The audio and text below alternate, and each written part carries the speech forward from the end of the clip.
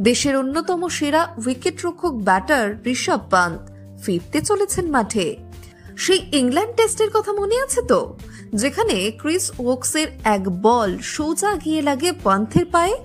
হাড়ে চির যন্ত্রণায় কাতর তিনি, তবুও পরের দিন ব্যাট হাতে নামেন। অসাধারণ সেই লড়াকু মানসিকতা আজও ক্রিকেট প্রেমীদের মনে গেঁথে আছে। এরপর থেকে চলেছে রিহ্যাব, চিকিৎসা, লম্বা অপেক্ষা।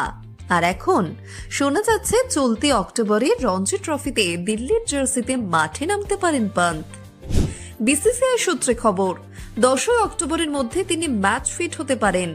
যদি বোর্ডের মেডিকেল টিম সবুজ সংকেত দেয়, তাহলে খুব তাড়াতাড়ি দেখা যাবে তাকে 22 গজে ছক্কা হাঁকাতে।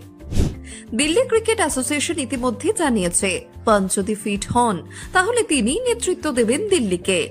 তবে প্রথম ম্যাচে হয়তো দেখা যাবে না তাকে, কিন্তু 25 অক্টোবর থেকে দলের সঙ্গে যোগ দিতে পারেন।